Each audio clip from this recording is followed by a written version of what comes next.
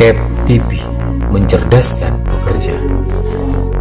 Halo semuanya, selamat datang di ulasan mendalam kita kali ini. Kalian pasti sadar kan kalau ngomongin soal isu ketenaga kerjaan di Indonesia, dinamikanya luar biasa. Panas, penuh emosi, dan sering banget diwarnai gelombang protes dari jalanan.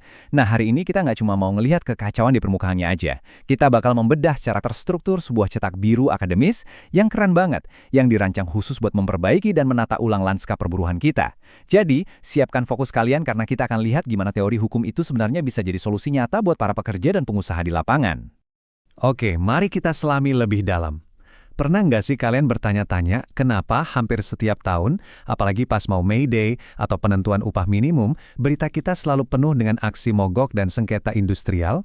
Ini tuh bukan sekedar tren musiman loh, tapi ini gejala dari sebuah sistem yang lagi berbenturan keras dengan perubahan zaman. Coba deh kita tarik mundur sedikit dan lihat pola arsip perjuangan buruh selama satu dekade terakhir ini. Bayangin, dari tahun 2015 ada jutaan orang ikut mogok nasional nuntut upah adil. Terus, boom, di tahun 2020 protes nasional pecah lagi buat nentang Omnibus Law. Nggak berhenti di situ. Di 2023, serikat-serikat pekerja bawa masalah ini ke Mahkamah Konstitusi. Dan coba lihat di 2026, isunya mulai bergeser. May Day sekarang bukan cuma soal buruh pabrik tradisional, tapi udah dibayangi badai PHK massal dan gelombang protes dari para pekerja gig digital. Pola ini benar-benar nunjukin kalau ada ketidakseimbangan struktural yang belum beres di negara kita.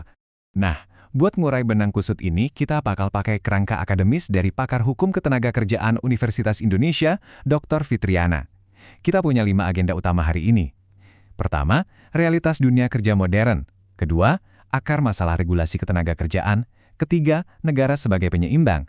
Keempat, 4 pilar reformasi ketenagakerjaan. Dan kelima, perlindungan pekerja migran. Yuk, langsung aja kita mulai. Masuk ke bagian pertama, realitas dunia kerja modern, di mana kita akan ngebahas soal digitalisasi, fleksibilitas, dan ketimpangan. Kita semua tahu ya, kalau dunia kerja saat ini tuh lagi ngalamin transformasi yang masif banget gara-gara digitalisasi. Nah, yang benar-benar menarik dari konsep ini adalah gimana Dr. Fitriana merangkum akar masalah sosiologisnya dalam satu frasa yang ngena banget, fleksibilitas tanpa perlindungan. Gini, di era modern ini, posisi pekerja itu jadi jauh lebih rentan. Mereka dituntut buat super fleksibel, harus mau terima kontrak jangka pendek yang terus-terusan diulang, pekerjaan inti yang di-outsource, sampai loncat ke sistem kerja digital atau gig ekonomi. Tapi masalahnya, fleksibilitas ekonomi ini sama sekali nggak dibarengin sama jaring pengaman sosial atau jaminan hukum yang memadai buat mereka. Ibaratnya tuh, disuruh lari kencang tapi nggak dikasih sepatu. Dari situ, kita geser ke bagian kedua. Akar masalah regulasi ketenagakerjaan. Kita akan lihat gimana jaring hukum kita ternyata sangat terfragmentasi.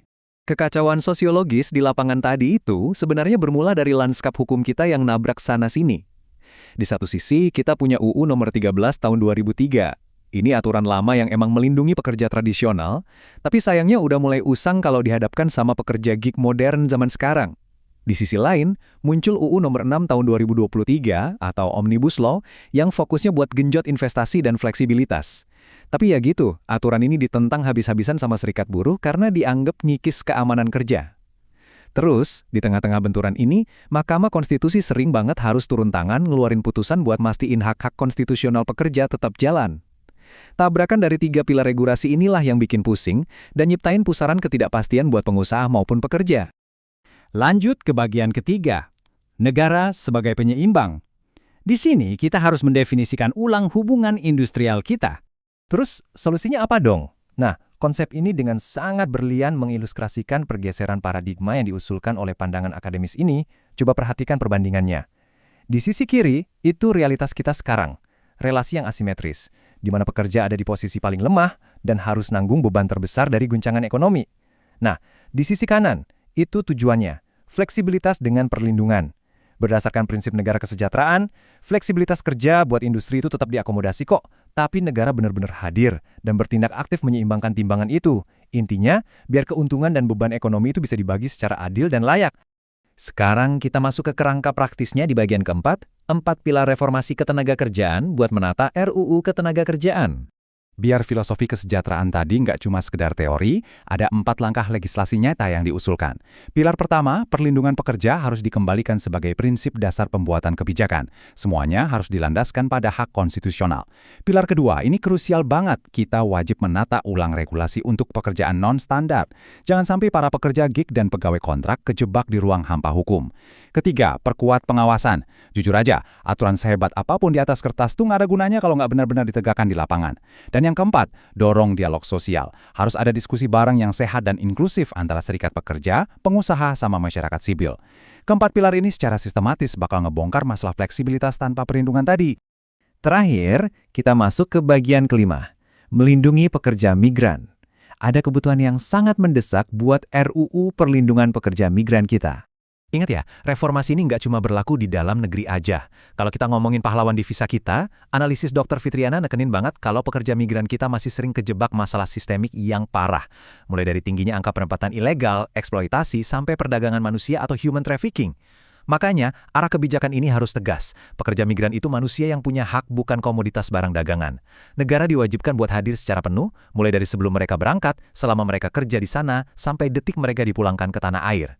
Sistem pelacakannya wajib dibikin digital, dan kementerian-kementerian terkait harus sinkron biar nggak ada celah hukum yang bisa dimanfaatin oknum nakal.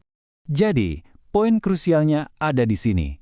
Di balik semua perdebatan pasal, tabel regulasi, dan rancangan undang-undang tadi, ingatlah ada nyawa dan martabat manusia yang dipertaruhkan.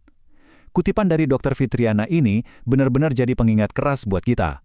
Dari semua pekerja migran, perempuan adalah kelompok yang secara struktural paling rentan kena kekerasan dan eksploitasi. Kebijakan negara wajib menempatkan perlindungan buat mereka sebagai prioritas mutlak, tanpa tawar-menawar.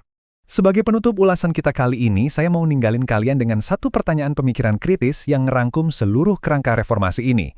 Kita semua tahu, menolak kemajuan teknologi dan fleksibilitas modern itu rasanya mustahil banget. Tapi pertanyaannya adalah, kalau masa depan dunia kerja itu emang butuh fleksibilitas, gimana caranya kita bisa ngerancang sistem hukum yang menjamin fleksibilitas ini bawa untung buat ekonomi tanpa mengorbankan manusia yang jadi penggeraknya? Cetak biru yang baru aja kita bedah nunjukin satu jalan yang sangat jelas. Negara harus berani hadir sebagai penyeimbang sejati. Terima kasih banyak udah memfokuskan waktu kalian buat memahami isu yang kompleks ini. Tetap belajar, tetap kritis, dan sampai jumpa di ulasan mendalam kita selanjutnya.